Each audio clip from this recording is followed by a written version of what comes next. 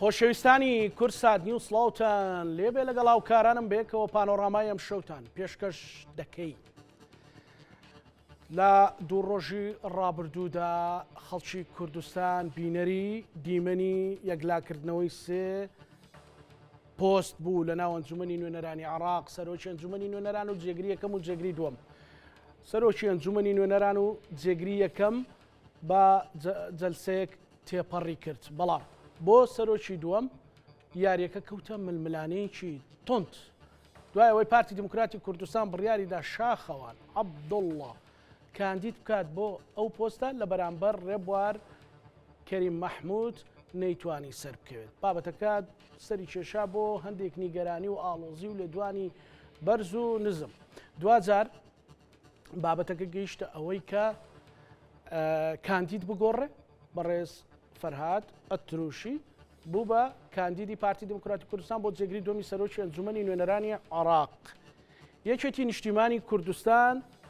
لەم نێوەندەدا سەرەتا دەنجیاندا بە ڕێبوار کەریم مەحموود. پەرلەمانتارەکانی یەکێتی هەژدە کورسیەکە دەنجیاندا. دوجار دوای ئەوەی کاندیدەکە گۆڕا بۆی ڕەوشەکە تێک نەچێت، بۆی یەکێتی نیەت پاچی پیشاندا بەرامبەر بە یەکڕیزی ناوماڵی کوردی ڕۆڵی خۆی بینی و توانی دکتۆر فەرهاد ئەتروشی بگەێنێتە پۆستی دووەمی جێگری سەرۆکی ئەنجومەنی نوێنەرانی عێراق. خێرایی هەندێک بابەت بڵاو بووە، وتیان یەکێتی لە ناو ئەم دۆخەدا یاریەکی زۆر زیرەکانەی کردو بە هەمووانی وت من ئەتوانم تۆ نەبیت و بۆ تۆ هەبیت. و ڕەنگە هەندێک جاریش سیاست عەقڵ بێ و شەهادە بێ، هەموو جارێ ژمارە نەبێ. ئێمە لەسەر ئەو پرسە گفتوگۆکەی بە میوانداری هەرێک لە بەڕێزان بەڕێز دکتۆر حەیدەر بەرزنجی چاودێری سیاسی بەڕێزیان لە بەغداوە لە ڕێگەی زوومەوە لەگەڵمانە بێ کەمەشتر و بەڕێز بەدران مەحیەدین ڕۆژنامەنووس کە لە هەولێرەوە لەگەڵمانە بێ. ئەسمە لای دکتۆر حەیدەر کاک بەدران سڵاو لێبێت. تۆ هەڵسەنگاندنی تۆ لەو دوو ڕۆژەدا بەتایبەت بۆ سیاسەتی یەکێتی و ئاراستەکردنی ئەندامانی ئەنجومەنی نوێنەرانی عێراقی فراکسیۆنی یەکێتی چۆن بوو؟ سڵاو کاکزان، ئەسڵاو لە تۆ لە میوانەکەت و لە بینەرانی کورسات نیوز. لە ڕاستی ئەوەی دوێنێ تقریبان ئەو وەختەوە تا ئەمڕۆ لە پەرلەمانی عێراق بینیمان وەکو خۆ من بابەتێکی شۆکێنەر نەبوو، بەڵام ڕەنگە بزەبت بۆ پارتی بابەتێکی شۆکێنەر بێ لەبەوەی برادرانی پارتی یعنی زیاد لەو حەدەی کە هەن مەغرور ببوون، غرورێکی سیاسی زۆریان پێوە بوو، بۆیە یعنی هەتا حەدێک لە بەغدا و لە پەرلەمان بە پارتیان گوت ئەوەی تۆ پێی ئەنازیان، ئەوەی تۆ پێ دوایە حزبی یەکەمی عێراقی، ئەمە دۆخێکی ترە. یعنی ڕاستەوخۆ پێیان گوت ئەو واقعی کە باستانە کرد ئەو واقع نییە ئێوە هەموو شتێک لە بەرژەوەندی ئێوە بێ. من ئەو بابەتە بەچەند هۆکارێکە جەرمە، ینی مەرج نییە خۆت گوتنی ئەوەی ژمارەیەکی زۆر بێ سیاسێکی باش بێ یان ئەوەی کورسی زۆر بێ بتوانێ مەعادلەکان یەکلا بکاتەوە. ینی کۆمەڵێک هۆکار هەبوون کە بۆی دوێنێ پارتی من ناوم لێ ناوە شکست، لە ڕاستیشدا هەم شکست بوو هەم شۆک بوو، ینی ئەتوانی برێ شکستێکی شۆکێنەر بوو بۆ برادرانی پارتی. یەک نەخوێندنەوەی دۆخی بەغدا کە پارتی پێم وا بوو خوێندنەوەیکی باشی نەکردو بۆ کوتلەکان بۆ ڕێکەوتنەکان و بە تایبەتی ڕێکەوتی نێوان شیعە و سوننا. دوو ئامادە نەبوونی کەسانی یەکەمی پارتی یان بڕای بەدەستانی پارتی لە بەغدا، ئەمەش ینی بۆ سەکردێک سیاسەکانی عێراق کاتێک بە کاندیدەکانی یان بە ئەندام پەرلەمانەکانی خۆیانە گوت دەنگ بدەن تۆزێک ئەحراجی بوو، ئەوان لە ناو ساحەکە ئامادە بوون، برادرانی پارتی هیچ بە هیچ نۆعێک لەوێ ئامادە نەبوون. و من پێم وایە ینی یەک لە خاڵە گرنگەکانی تر ئەوە بوو کە برادرانی پارتی لە هەولێر کە بەر لەوەی بچن ناو ئەو پێشبڕچەیە دانیشتنیەکی کۆتا دانیشتیان لە گەیشت نیشتیمانی کوردستان کرد کە یەکێتی داوای لێکردن هەم حکوومەتی عێراق هەم حکوومەتی هەرێم هەردووشان یەک پاکێژ بن، لەبەرەوەی هەردووشان لێرە بۆ هەردووشان کارەکە ئاسانترە بێ و بۆ بەغداش بەهێزترە بن. برادرانی پارتی یعنی زۆر بە توندی ئەویان ڕەت کردەوە. بینیشمان ئەمڕۆ ینی بە ئۆکی یەکێتی کاندیدەکەی پارتی کە کاندیدەکەشیان گۆڕی ئەو جە بە ئەو کەیەکێتی دەرچوو و بەو لێدوانەی سەرۆک فراکسیۆنی یەکێتی کە گوتی ئێمە دەنگ ئەدەین بە کاندیدی نوێی پارتی یان تا حدێک هاوپەیمانەکانی یەکێتی نیشتیمانی کوردستان لە بەغدا ئەو پابندی ئەو ڕێککەوت نەبوونیان پابندی ئەوەی بوون کە یەکێتی دەنگ بە چێبدا ئەوانش دەنگ بۆ بدەن بۆیە تا حدێک دۆخەکە مستەقر بۆوە بەڵام من بە شکستشی ئەزانم چکە لە ڕاستیدا شکست بوو هیوادارم ینی بڕیا بەدەستانی پارتی ئەو بێمنەتیە یان دابەزن لەم غروریە سیاست بریتی نییە لەمڕۆ و سیاست بریتی نییە لە ڕۆژێک و دوو ڕۆژ لەبەوەی بۆ هەمیشە دەبێت تێڕوانینێکی ڕوونیان هەبێ کە پارتی بەڕاستی بۆ بەغدانیەتی ینی ئەگەر بەراوردی کەین لە کاتی بانگەشەکانی هەڵبژاردننیشێتی نیشتیمانی کوردستان زۆر بەڕوونی زۆر بە ڕاشکاویە گوت هێزی تۆین لە بەغدا قوڵایی استراتیژی ئێمە لە بەغدایە لە ڕاستیشدا کاک زانا ئەگەر خوێندنەوەیکی تر بە دیوێشتر یان دەرچون لە بابەتەکە وەکو دەستوریان وەکو فیدراالی یان وەکو هەرێم بۆ دۆخەکە بکەی قوڵایی استراتیژی کورد لە بەغدایە ئێمە بێ لە بەغدا خۆمان پێخاوەن ماڵ بێ کە بەداخەوە برادرانی پارتی لە میدیا نەوعێک قساکەن کە ئەمە جاش و باشەکەیە لەوێژ نەوعێشتر قسەکەن تاشان ماسکردنەکە دابەزن بۆیە ئەگەر پێداچنوێک بۆ دۆخە نەکرێ من پێم وایە پارتی بازی قورسترە دەرەم دۆخە بەڵێ ئەگەر مەڵات کاک بەدران بەڕێز دکتۆر حەیدەر بەرزنجی سڵاو لێبێ سوپاس دەکەم کە بەشداری لە پانۆرامادا ئەم دیمەن و ئەم مەشهەدە چۆنی ئەبینی کە ئەتوانین بڵێن بۆ ئایندە هەنگاوی گەورەندرا و ینی بۆ پێکێنانی دوو سەرۆکایەتەکەی دیکەش کار ئاسانی کرا و ڕێڕەوی خۆی وەرگرت. بەڵێ زۆر سپاس کاکزانە هیوادارم باش بن سڵاوڕێزم هەیە بۆ جەنابەت بۆ بینەرانی بەڕێز بۆ میوانە بەڕێزەکەت وە پیرۆزبایی یەکەم هەم لە عێراق هەم لە گەلی کوردستان پیرۆزبایی لە سەرۆکایەتی دەسەی سەرکردەی پەرلەمان و ئەندام پەرلەمانەکانە کە دوێنێ سوێنیان خواردووە و بوون بە ئەندامی پەرلەمان هیوادارم ئەو دەورەی پەرلەمانی بە ئەزمون و ئەکتیڤ کار بکات حقیقەتی ئەوەیە من ناڵێم شکستی بەڵام ئەمە بارودۆخی سیاسیە و نەتیجەی هەڵس و کەوتی بارە سیاسیەکەیە ینی بەڕاستی ئەگەر کوت لە کوردستانیەکانە بە یەک ڕیز بوون لە بەغا ئەو شتە ڕووی نەئەیاوە جەنابتان بینیتانە چۆن سەرۆکی پەرلەمان هەڵبژێرا کە هەیبەت حەلبوسی و چۆن جێگیری یەکەم شێخ عەدنان فێحان بە ئاسانی پرۆسەکە چۆتە پێشەوە و بە هیوا بووین کە بڵێن جێگیری دووهەمیش ئەوش هەڵبژێرێت بەڵام دیارە ڕێنەکەوتنی فراکسیۆنی کوردستانیەکانە و دەنگ نەدانی کوتلەی برادرانی پارتی دیموکراتی کوردستان هەم بە جێگیری یەکەم هەم بە سەرۆکی پەرلەمان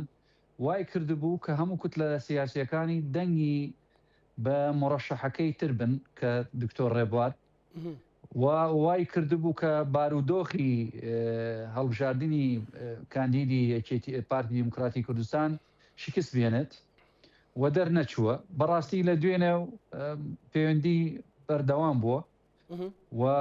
من ئەگەدارم کە چەند تەلەفۆنێک کرا و چەند قسەی کرا لەگەڵ جەنابی شێخ قەیس لەگەڵ حاجی هادی عامری لەگەڵ فراکسیۆنەکانی تر چێ قسەی کرد بەڕێز دکتۆر حەیدەرەوەی ئاگاداربی لەگەڵ شێخ قەیس خەزعەلی و حاجی هادی عامری چێ قسەی کرد وەک بزانی پێم وایە پەیوەندیکردن لە نێوانی حاجی هادی عامری و بەڕێز جەنابی کاک مەسعود کرا و دوای ئەو پەیوەندی کرا بە چەند لایەنێکی لەلایەنی ئیتارەوە تەلەفۆنێکی کرا بۆ شێخ قەیس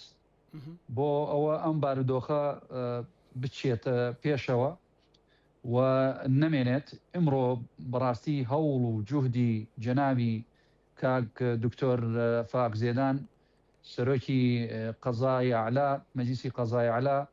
چۆتە ناو هۆڵی پەرلەمانەوە کۆبوونەوەی کرا لەوێ لە قاعی دستوری قسە و باس کرا هەموو سەرۆکی کوتلەکان و لەوێ بوون بینیوتان جنابي دكتور فايق وجنابي حاجي هادي عامري وجنابي بڵێن حلبوسی ئەوان لەوێ بوون توانرا مرەشەحەکەی پارتی دیموکراتی کوردستان بگۆڕێت و ڕێکەوتنێک ببێت کە بڕوە و پێم وایە لەگەڵ برادرانی شێتی نیشتیمانی کوردستانیش قسە و باس کرا و بۆ ئەوەیە دەنگی بە مرەشەحەکەی بەدیلی شاخەوان دکتۆر شاخەوان بدرێت بە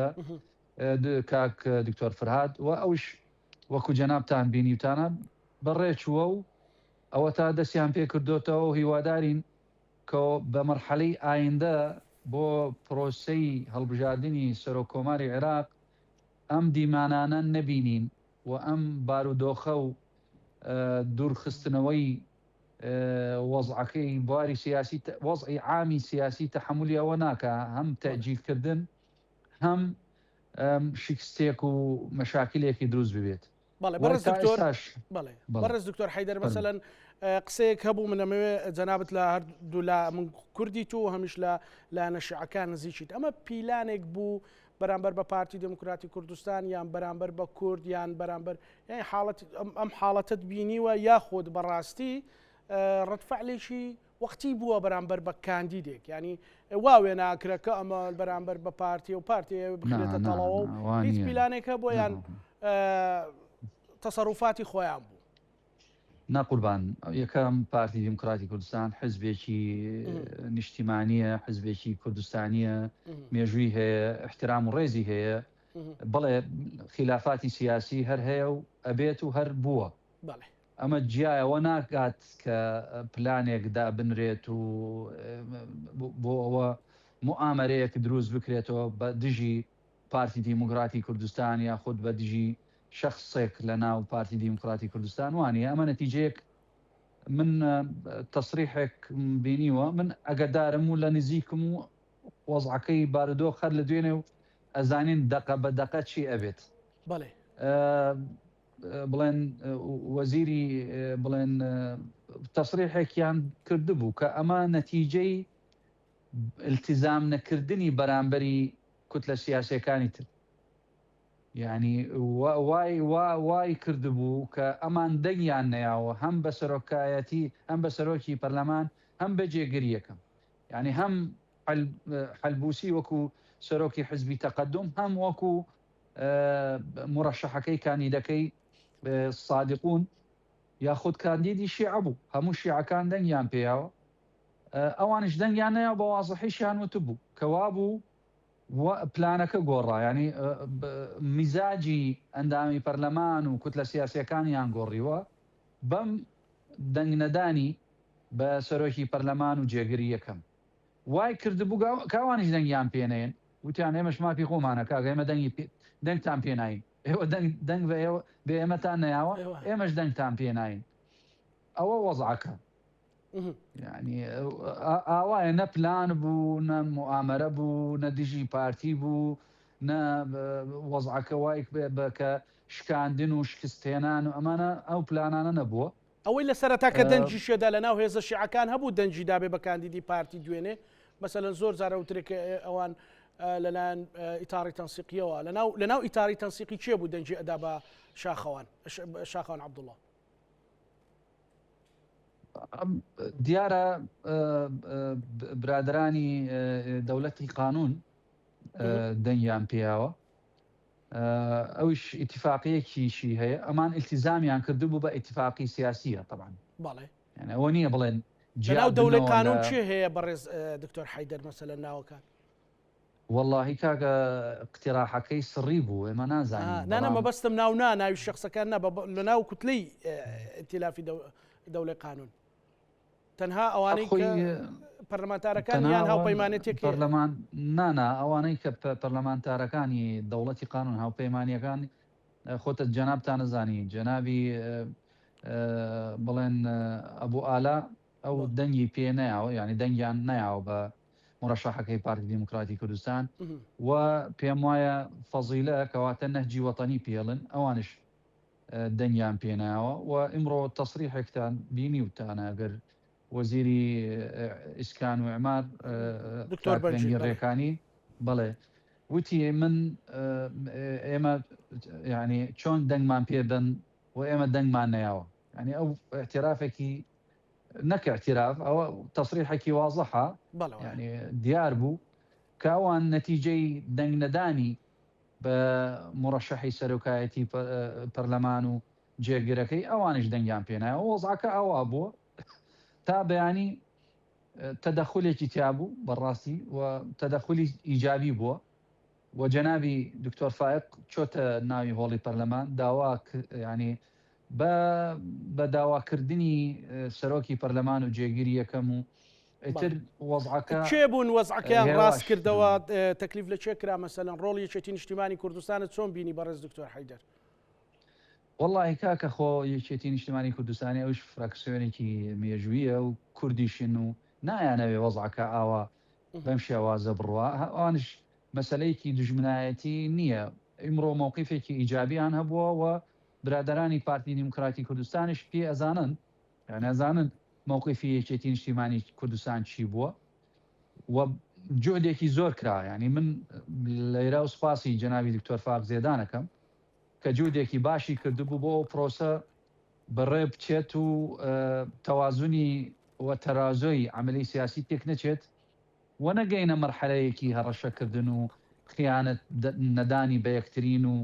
ئەم ئینتیمای نیشتیمانی لێ بسێنمەوە ئەو ئەڵێم خاینە و ئەو تۆمەی بۆ هەڵەوەسم ئەم خیتابە سیاسیە بەڕاستی هیچ نەتیجەیەک و هیچ ئەنجامێکی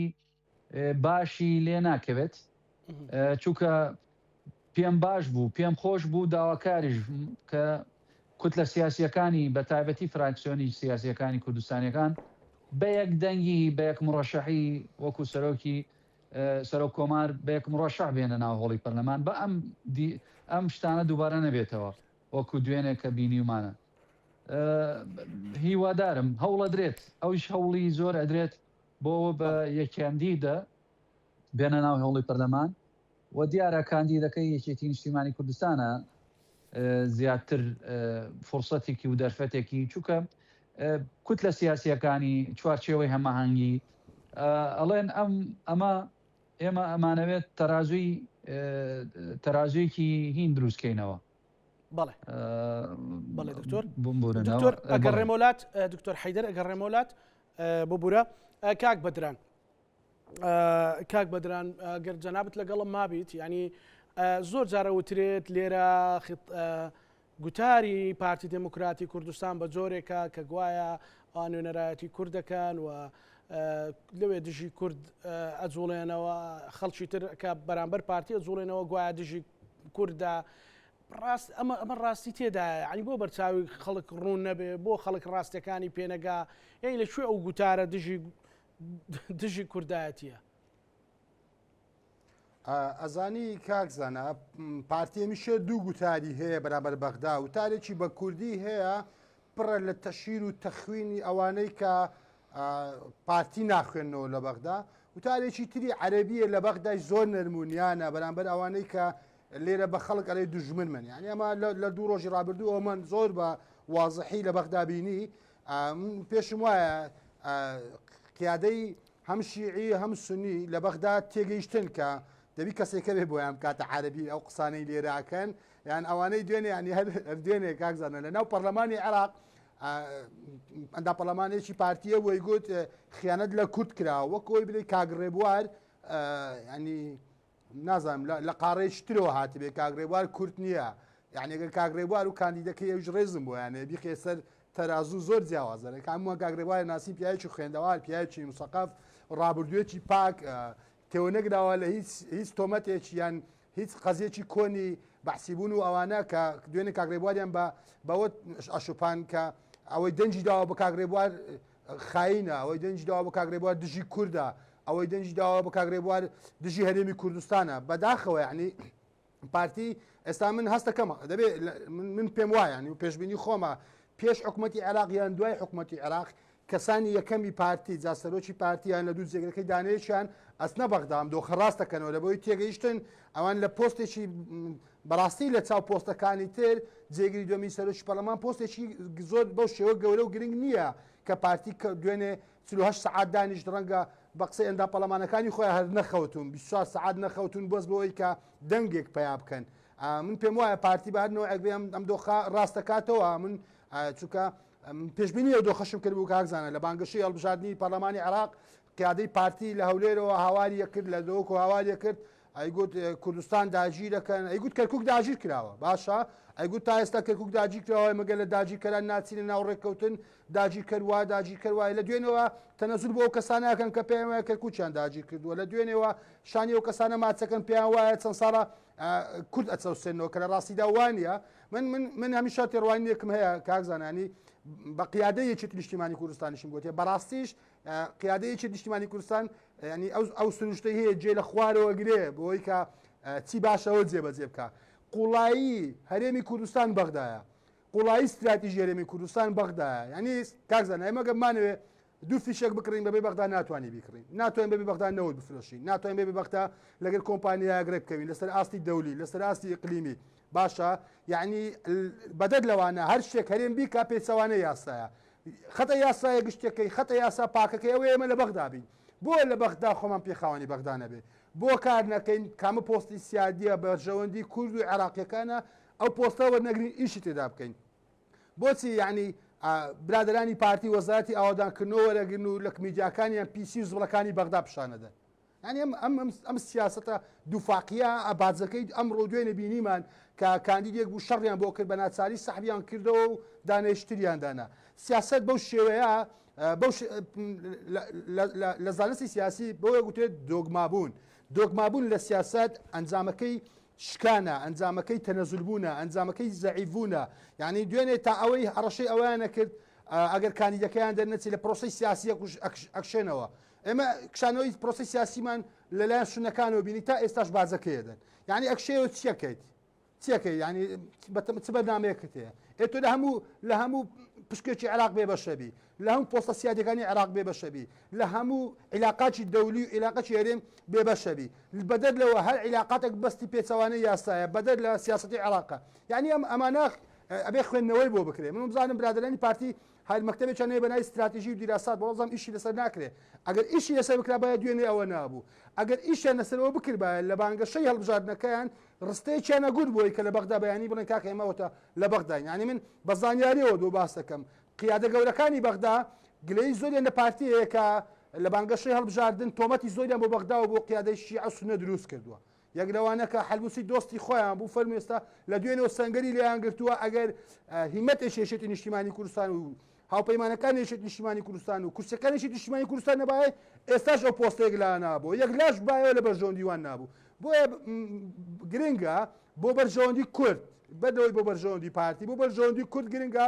وەکو یەکێت نیشتیمانی کوردستان وەکو لایەنەکانی تر سیاسەتێکی ڕوون و سیاسەتێکی نەرم و سۆفت پاوەری ئیش لەسەر بەغدا بکە با لە بەغدا هەوڵدا پۆستی سیادی پۆستی گەورەی ئەمنی پۆستی گەورەی ئابووری وەگری بۆی کە ئێمە لە کوردستان زیاتر گەشەوە بین لە بۆ ئێمە بڕاوەتەوە بەهێزی عێراق بەهێزی هەرێمی کوردستانە بەدەر لەوەی کە ئەوان لە میدیاکانی خۆیان بەو فکرە ناسیۆنالیزمە فاشی باسی دەکەن تا بەغدا بەهێز بێمە بەهێزین تا بەغدا لاواز بێ ئێمە لاوازترە بین نمونەی شەڕی داعشمانەیە کە خەریک و بەغدا بکەوێت لەولای خەریک و هەولێر بکەوێت کە داعش لە بەغدا شکا داعش لە هەولێر شکا ئەمان هەمووی مربوطە بەیەکەوە برادرانی پارتی ئەگەر بۆ بەرژەوەندی کوردیان بێ نەگوەکو ئەوەی دوێنێ کە قسەیان لەسەر کرد کە تۆ لەگەریان نەبی خائینی خاکفرۆشی ڕەفیقی دوژمنی هاوپەیمانی نەیاری نەک ئەم سیاسەتە ئەم سیاسەتەی کە من پێم وایە وەکو خۆم تێڕوانین و قەنەعاتی تەواوشم پێەیە ئەتوانی بە سیاسەتێکی حەکیمانە ئەتوانی بە سیاسەتێکی ورد ئەتوانی بە سیاسەتێکی پێکەوەژیان لە بەغداوە حکمی عێراق بکەیت نەک لە هەولێرەوە دروشمی ناسیۆنالیزمی دووفاقی دروشمی دژمنکاری بەرامبەر بە خەڵک بڵاوکەیتەوە بەڵێ ڕۆڵی سەرۆک بافڵ لەو دۆخەدا چۆن ئەبینی بۆ تایبەتی بۆ ڕاستکردنەوەی ڕێڕەوەکە و مەسەلەی ئەو پرسەی کە لە دوێنێەوە وجودی سەرۆک بافڵ لە بەغداوە عمقی استراتیژی وەکەوەی ئەمریکا داوای دەکا وڵاتی اقلیمیەکان داوای دەکەن کە دەبێ عراقێکی بەهێز بێ و هەرێمی کوردستانیش ناو عراقەدا بەهێز بێ نەوە خەریکی خیتابی تەخوین و تەهوین و ئەوانە بێ ئەزانی کاک زەنا ڕۆڵی کاک باڤڵ کۆمەڵێک ڕۆڵی زۆر گرنگ بوو لەو 40 ساعتێ ڕابردوو لایەنێکی تێرخەو کرد کە سەرڕۆژ بوو نەخەوتون بە ئۆکێکی ئەو هەم دەنجی کاندیدەکانێکێتی بۆ کاندیدەکەی ئەوان چوو هەم بە ئۆکێکی کاک باڤڵ هاوپەیمانەکانێکی نیشتیمانی کوردستان دەنجیاندا بە کاندیدەکەی پارتی ڕۆڵی کاک باڤڵ لەمەیان تا حدێکی ورد ینی هەرچوونی بۆ بەغدا و ئامادەبوونی لە بەغدا ئەوە بەسە بۆ لایەنەی عێراقیەکان کە بەڕاستی یەکێتی نیشتیمانی کوردستان لە بەغدا پێسەنتەرە پێی وایە بەهێزی بەغدا بەهێزی هەرێمە پێی وایە لەژێر یعنی تا حدێک وڵاتانی هاوپەیمانی عێراق یان وڵاتانی کە زلهێز کە داواکەن عێراقەکی بەهێسە بێ ئامادەبوونی سەرۆکیێکی نیشتیمانی کوردستان لە بەغدا ئەوە بەسە بۆی کە هەموو ئەو نیگەرانیانە بڕەوێنەوە کە وەکو ئەوانەی برادرانی پارتی بەدەستی 3 و 4 کەسێک ئەنرم بۆ بەغدا بۆیە من ئەڵێم بەلەو بێ مەناو بەرنامەکەشت کاکزانە بۆکەیەکی کاک باڤڵ ئەم شۆ خەوی زۆر کەسی خۆش کردووە زۆر باشە کەواتە چۆن دەبێ ئەمە قەیسەکە مەسەلەن تۆ لە غروری سیاسی بیتە خوارەوە لە عیناری سیاسی بیتە خوارەوە مەسەلەن ئەمە بکەیتە دەرفەتێک بیکەیتە ڕێڕەوێک بۆ ئەوەی کە لە یەکلاکردنەوەی پۆستەکانی تریش کورد ئاوهای بەسەرنێ هەموو ئەمڕۆ باسی وەکو دکتۆر حەیدەر باسی کرد لە دکتۆر فاق زێدانەوە لە حاجی هادی عامریەوە لە شێخ قەیس خەزالیەوە بۆ ئاخیر کەسە تەکلیف و تەکلیفکاری تا ئەو دۆخەیەک لا بۆ کەچی ئەوەیشی ئەو سونە بە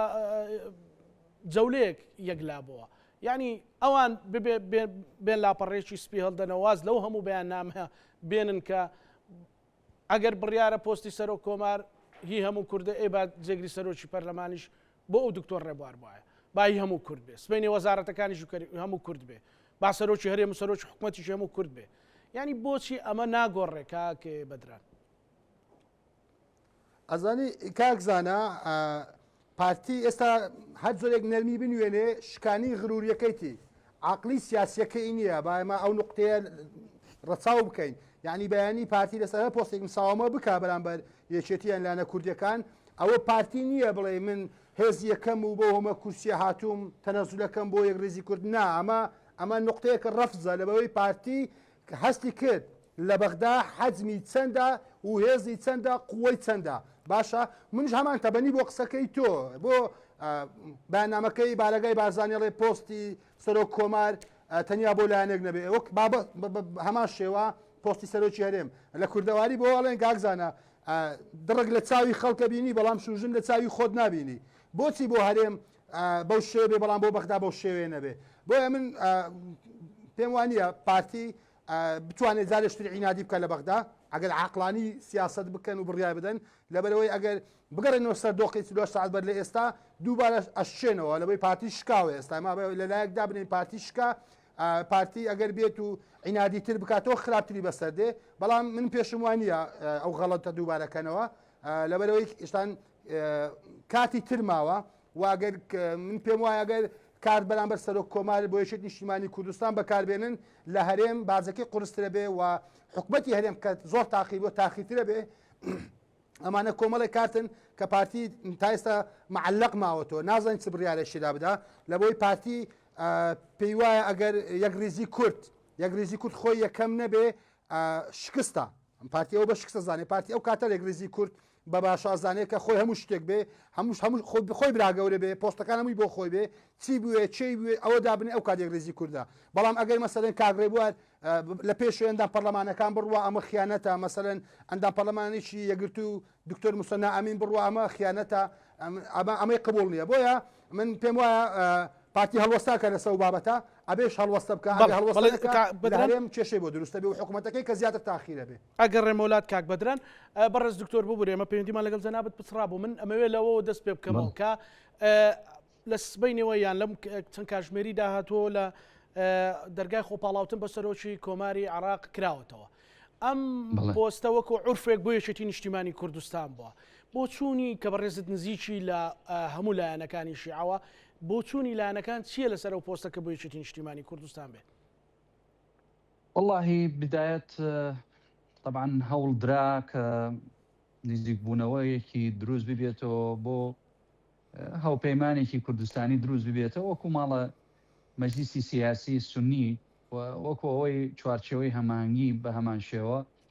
وەکو ئەو ماڵێکی کوردی بە یەکدەنگی بێتە ناو بەغا و هەوڵش ئەدرا و هەوڵش ئەدرێتوە بەردەوامە. اینجا ئەگەدار کراون جەنابتان ئەزانن کاک بافڵ جەنابی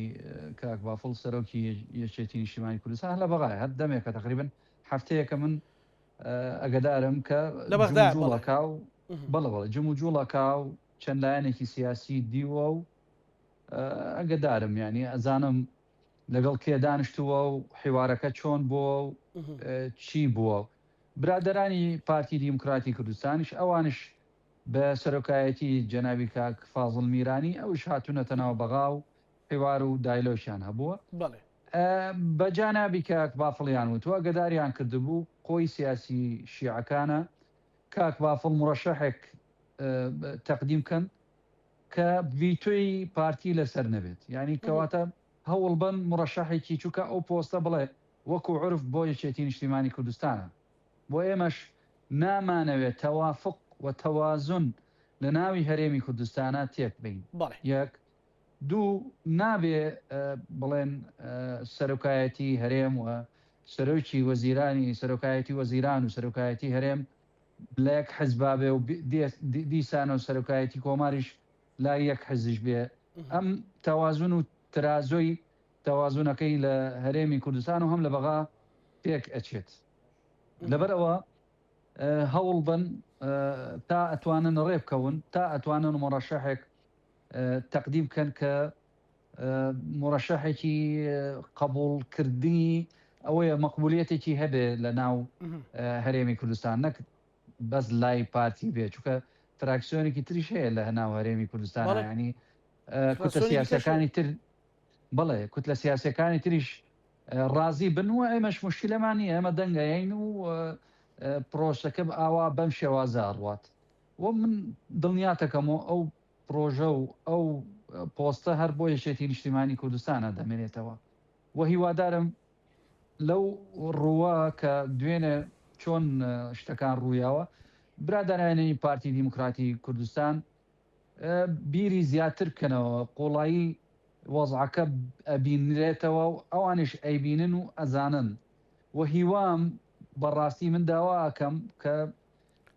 ئەعلامێکی نیشتیمانی دروست بکرێتەوە.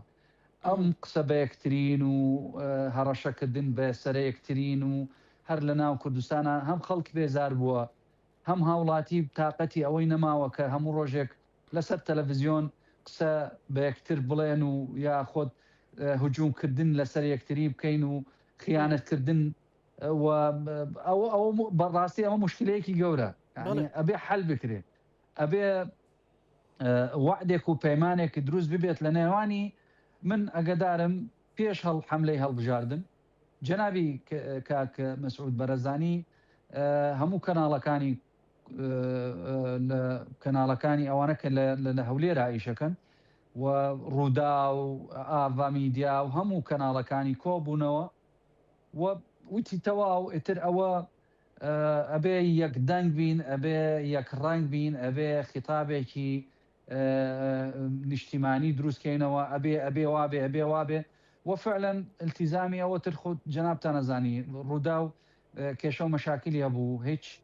مەسئولێک و پەرپرسێکی پارتی قبولی نەیەکرد کە بە میوانداری ئەوان ئامادە ببێتەوە دوای ئەو تەواو بووە. هیوادارم ئەمەش لەسەر ئاستی هەرێمی کوردستان بگرێتەوە لەسەر ئاستی هەموو عێراقیش بگرێتەوە یعنی نەک لە ناو پارتی دیموکراتی کوردستان و لە ناو هەولێر و دۆک با سلێمانیشی تیابێ با هەموو عێراقیشی تیابێ و ئەمەش زەحمەت نییە. ئێمە ئەگەر ئیستیقرارمانەوێ ئەگەر گەشەپێدانی مرۆیمانەوێ ئەگەر گەشەپێدانی ئابووریمانەوێت ئەگەر ئیستیقرارێکی نیشتیمانیمانەوێت ئەبێ وا بکەین حەلەکە ئەبێ وابێ. بڵێ ئەزانم هەندێنانی کۆمەڵێنانی خەڵک لەسەر ئەم ئاگربوونەوە و لەسەر ئەم بانزینی تێخستن لە ناو مەوزوعەکە ئەبڕێتەوە یاخوا ببڕێ نەمێنێت چونکە ئەمە کار نییە. ئەو نانەنانێکی حرامیشە دکتۆر حەیدەر طبعاً حرام ئەی کاکە ئێمە خۆ ئەتوانین زۆر شتمان پێ و زۆر شت ئەتوانین بڵێنەوە بەڵام هەم لە ڕووی نیشتیمانی هەم لە ڕووی کوردایەتی هەم لە ڕووی ئەخلاقی هەم لە ڕووی التزاماتی سیاسی ناتوانین کۆمەڵێشت بڵێن وڵی برادری وە ئەبینم ریەتە سەر شاشە یعنی عیبە ئەم تەمسیلی ئەم بەم هەموو مێژووە پارتی دیموکراتی کوردستان کە هەیەی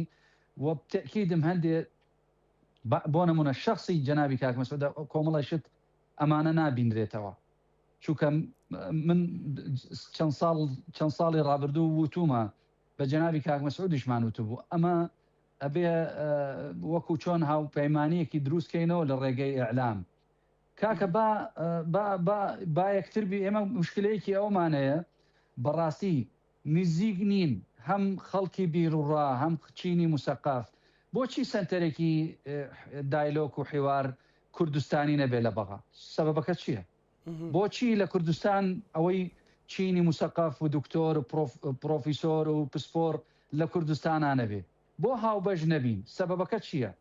مەساڵحی سیاسی با مەساڵحی سیاسەکە تیاابێ ئێمە پەیوەندیمان بەوە نییە ئێمە دوورین لە ناو حوسە و حوسەکاری وەمە تەبیعیە من وەکو نیظامی سیاسی عێراقی وا هاتووە وا ئەبێت و ئەبێ بەردەوام بێت بەڵام با نزیک بینەوە بۆ حەقێکی نیشتیمانی دروست ببێتەوە خۆم شخصی خۆم ئەگەدا بەم گوێمە و بەم چاومە لە دۆک لە ماپس گوێم لە جەنابی کاک مەسعود بوتی ئێمە خلافی سیاسی نابێ بگاتە هاوڵاتی و نابێ بگاتە مەسلەی حەقێکی نەتەوەی دروست ببێتەوە بەڕاستی من ئالێرا و سپاسێکی بۆ ئەەکەم و ئەڵێم جەنابی کاک مەسعود هیوادارم ئەمە لەسەر ئەمری واقع جێبەجێ بکرێت و بە هەمومان وەکو کورد وەکو نیشتیمان بژین ینی دکتۆر حەیدەر هەستەکەی لە ئەعلام استفزازیەک دروست دەکەن ئەو برادرانە هەندێک بالضبط فعلێک هەیە و ڕەدی فعلێک هەیە قوربان ئەتر تۆ ئەگەر فعلێکی دروست بێت هەڵبەتە چاوەڕێ بکەیت کە ڕەدی فعلێکی دروست بێتەوە یعنی من بەڕاستی بە هەمان شێوە من چەند جارێکە لە جەنابی کاک بافڵم بیست بوو هەر ڕاستەوخۆ بە هیچ شێوازێ قبوڵیەوە نییە هەر کەسێک قسەیەک یا تەعەداکردنێک یا ڕێز نەگرتنێک هەم لە جەنابی کاک مەسعود هەم لە جەنابی کاک نێچیروان هەم لە جەنابی کاک مەسعود قبوڵی ناکە من ئەوە چەند جارێکە لە دەمی ئەوم بیست بوو نەک یەکێک پێوتوم بە هەما شێوە ئەوانش کە لەگەڵیانە دانیشت بە هەما شێوە ئەڵێن بەڵام مشکلەکەمانەوەیە دیارە خواردتر دیارە هەندێ لایەن و شەبکات و ئەمانە کە مستەفی دەبن لەم سیڕاعەکە دروست ببێتەوە ناڵم یاخوانانیان نەمێنە و ببڕێتەوە دەستت خۆش بێ دکتۆر کەواتە سوپاس دەکەم گەڕمەولات کاگە بدران ڕێگە ڕاستەکە بۆ پێکێنانی دوو سەرۆکایەتەکەی دیکە چیە کورد تۆزێک خۆی ئەوەن کاتە خۆی ئارام کاتەوە حاڵەکەیە ئەو واقع حالەکەیە ئەزانی کاکزانە قسەکانی کاک حەیدەر بەڕاستی یعنی تەواو هەموو ئەوکانی بۆ ڕووکردینەوە بەڵام من دووبارە شێڕێمەوە ئایا پارتی لەوەی کە دوێنێ و پێی ڕوویدا دەرز وەرەگرێ میدیای پارتی لەوەی دوێنێ و پێرێ ڕوویدا دەرز وەرەگرێ ئایا پارتی بۆ پۆستی سەرۆک کۆمار کە من ئەوەی کاک دکتۆرش باسی کرد منش زانیاری تەواوم لەسەری هەیە کە چۆن سەرۆکی هەرێم و سەرۆکی حکومەت لێ لای پارتیا بڕاوە تۆ بێ سەرۆک کۆمار لایەکێتی بێ پارتی ئەچێ ئینتیفاقێکە کا و ڕێکەکەی و بەیەکێتی ئەڵێ کاندیدەکەتان چێ و ئێمە گرفت دروست ناکەن و دەنجێ دەینێ ئەمانە کۆمەڵێک بابەتن لە چەند ڕۆژی ڕابردوو ڕووداوەکان بە خۆمان ئەیبینین حی ئایبینین من هیوادارم بۆ بەرژەوەندی کورد ئەوە بکرێ هیوادارم بۆی کە کاکزانە ئەگەر لەوێ ئەمە ڕووبدا ینی کاریگەری تەواوی لەسەر دروستکردنی حکوومەتی هەرێمە بێ لێرە کە حکوومەتێکی ینی انتقالی هەیە کاربڕێکەرە لێرە بەداخەوە ینی هیچ شەرعێتێکی نەماوە ئەمە هیچ دامەزراوەیەکمان نییە ینی هەتا دوێنش جەنابی بارەگای بارزانانی گوت با کاندیدی سەرۆک کۆمار با لە پەرلەمانی کوردستانەوە دەنجی لەسەر بدرێ نازانم پێچێ لە وڵاتە نەژین ئاگیان لێ نییە پەرلەمان پەچی کەوتووە ئێمە پەرلەمانی کوردستانمان نەماوە دامەزراوی شەرعیمان نەمایە کە گەورەترین دامەزراوی یاسادانانە هیوادارم بۆ خەڵکی کوردستان کار ئاسانی بکرێ بۆی کە خەڵکش لەو دڵە ڕاوچەیە تۆزێک دوورکەوێتەوە و دۆخە ئابوودەکە چاک بێتەوە و لەبەرەوەی هەم خیتابێکی توندی سیاسی کاریگەری تەواوی لەسەر بازاڕێیە بە تایبەتی هەولێر کە شوێنی کەسابات و شوێنی ئیشکردنی خەڵکە کە بە هەموو ڕەنگەکانەوە بۆیە ئەگەر ئەمە بکرێ پێم وایە بەرەو پێشتونی باش ڕوا دۆخەکە تا حدێکی باش ئەهوە نەبێتەوە بەڵام ئەگەر ئەوەی کە لەسەرەوە ئەیدێن لە خوارەوەنەوە ئێشتر جێبەجێکەن ئەمە بێ هەم شکانی خۆیانە و هەم ئەوەش کە ڕقەکە ئەستورترەکە وەکو دکتۆر وتی ڕەتفعل دروستە بێ من گەشتبینم بۆی کە پۆستی سەر و کۆمار پارتی تا حدێک تێگەیشتۆرەوەی کە قەبارە و هێزی لە بەغداد چۆنە و دروشمەکانی ڕابردووی و پفدانی حملەی ئێستای میدیای کە کۆمەڵی خەڵک بەم شێوە نانەکەی دەسەکەوێ لە بەغدا کێشە بۆ پارتی دروستەکە بۆ کاکشاخاوەنەکان کێشە دروستەکەن ئەمانە کۆمەڵێک کۆکارە بن من پێم وایە تا حدێک گەشتبینم بە دۆخە کاکزانە. بەڵێ سوپاس دەکەم دکتۆر حەیدەر دوا سەرنجی بەڕێستان. من بەڕاستی منیش گەشتبینم و هیوادارم لە مەرحەلەی ئایندە زۆر شت بگۆڕێت و سیاست بەم شێوازە ناڕوا بڕێوە بەڕاستی هەندێک استحقاقاتمان لە پێشەوە. من یەکشت ضرورە بڵێمەوە ئەوەی کە بارودۆخی هەرێمی کوردستان ناتەن دروست بێت ئەوش تەسیرەکات لەسەر وەزعی بارودۆخی سیاسی لە بەغا. ئەگەر ڕێکەوتن دروست نەبێت لە هەرێمی کوردستان و من وەکو تاکێکی هاوڵاتی کوردم لە بەغا ئەژیم هیوادارم کورد ڕێبکەوێ حکوومەتی کوردستانێک دروست ببێتەوە لەسەر بناغی تەوافق لەسەر بناغی دستور چووکە خەڵک ئەوەی ئەرکی لەسەر شانیەتی هاتۆ دەنگی یاوە و ئەوەش کە بینیم ئەو دیمێنانە کە بینیومان لە چەمچەماڵ کە ڕوویاوە واللهی ئەبوایە بڵێن تەحەیەک دروست ببێتەوە بۆ خەڵکی هەرێمی کوردستان بە هەمویان ئەم هەموو کۆکردنەوەی شت و کۆکردنەوەی پارە و ئەمە مستحقە ئەوەیە کە خزمەتی کەیت ئەم گەلی کوردستانە مستحقە بۆیە خەڵکی هەرێمی کوردستان هەرچی بتوانی خزمەتی کەیت چونکە ئێمە بابیرمان ئامۆزاکانمان خزم و کەسوکارمان کوردستانیان خزمەت کردووە بە خوێن هەم لای پارتی و هەم لای چێتی هەت لە هەموو حزبەکان خزم و کەسوکارانمان هەیە ئەبێ ئەمە لەبیرمان نەچێت ئەبێ ئەمە نەفەوتێ ئەبێ خەڵک نەگەینە مەرحەلەیە کە بێزار بین و قسە بە حزبە سیاسیەکان بڵێن و دوور بکەون لە واقعی هەرێمی کوردستان. هیوادارم کوردستان مستەقر بێ و گەشەپێدان بێ و ڕێکەوتنێکی سیاسی دروست ببێتەوە. زۆر زۆر سپاس بۆ بەڕێز دکتۆر حەیدەر بەرزنجی چاودێری سیاسی سوپاس لە بەغدا بۆ بەڕێز بەدران مەحیدین ڕۆژنامەنووس لە هەولێرە و لەگەڵمان بوو سوپاس بە هیوای سەرکەوتن بۆ هەردوو ئازیزانمان. چەند کاتژمێرێکی دیکە ئەچینە کۆتا ڕۆژی ساڵی 2025 لە سۆشیال میدیا ئەوەی کە بیندرێ ئەنووسێ کۆتا وێنەی 2025 ساڵێکی ناخۆش بوو ساڵێکی خۆش بوو بۆ هەندێک ساڵێکی ناخۆش بوو بۆ هەندێک ساڵێکی خۆش بوو پشت بەخوای گەورە ببەستە و پێ بنێرە ناو ساڵی 2026 ئەگە لە 2025 لە ڕووی سۆزداریەوە خیانەتیان لێ کردویت و یان تووشی دۆخێکی ئاڵۆزیان کردویت ئەمە دەرسێکە بۆ تۆ و هەر سەرکەوتنە. ئەگەر لە ڕووی بازرگانیەوە هاوبەشەکەت یان بە دۆخێکی مێکیاڤلی ئاسادا تێپەڕیوی ئەمە هەروانەیەکە و هەر بە سەرکەوتن بیبینە. ئەگەر سیاسی تۆ لە ڕووی سیاسیەوە نەتوانیوە سەرکەوتن بەدەست بهێنیت یان بە دۆخێکی ئاڵۆزدا تێپەڕیت واز لە عینادی بێنە و ئەمەشیان هەروەکو سەرکەوتن و دەستکەوت بەکاربێنە. ئەگەر لە کۆی بوارەکانی خوێندن و ژیانی ڕۆژانە و هەر شتێکان ڕوبەڕووی خەم و خەفەتێک بوویتەوە ئەمەش بکە بە دەرفەتێک و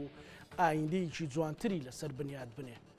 مەڵێ ناخۆش بوو بەڵێ پشت بەخوا هەمووی خۆش بوو پڕ بوو لەوانە و پڕ بوو لە سەرکەوتن بە هیوای ئەوەین کە پێدەنێینە ناو 2026 پڕ بێ لە سەرکەوتن پڕ بێ لە دڵخۆشی و ئەوانانە سوودی گەورەیان بۆ هەمووان هەبێ. نیش لەگەڵ هاوکارانم پانۆرامای ئەکرێ بڵێن پانۆرامای بەرنامەی پانۆراما لە 2025 کە سپەی شەوەکەوێتە ناو ڕووماڵەوە پێشکەشکردن بە هیوای خوای گەورە ئاگای لە هەموو لایەک